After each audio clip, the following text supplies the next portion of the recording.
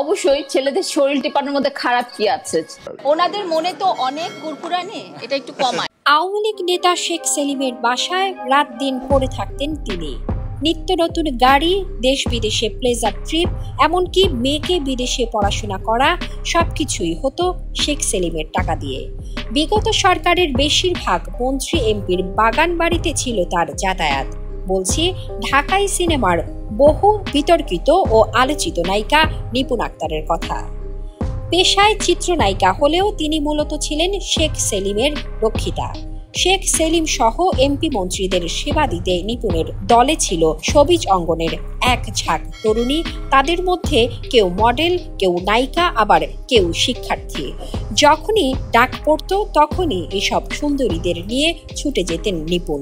অবশ্য শেখ সেলিমের সাথে এমন দহরম মহরম সম্পর্কের কথা চলচ্চিত্র পাড়ায় ছিল ওপেন সিক্রেট। তার মাথার উপর শেখ পরিবারের ছায়া থাকায় প্রকাশ্যে কথা বলার সাহস দেখায়নি কেউ। আর এই সুযোগটাই কাজে লাগান নিপুণ, হয়ে ওঠেন বেপরোয়া।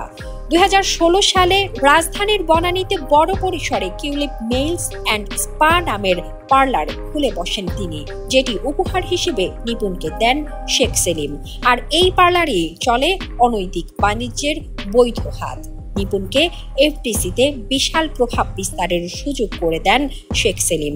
জানা গেছে শেখ হাসিনা দেশ ছেড়ে পালানোর আগের দিন নিপুণ আক্তারকে নিয়ে দেশ ছাড়েন শেখ সেলিমও। একটি সূত্র জানিয়েছে, বাংলাদেশ থেকে পাচার করা টাকা নিয়ে মার্কিন যুক্তরাষ্ট্রে ফুর্তি করছেন এই নায়িকা।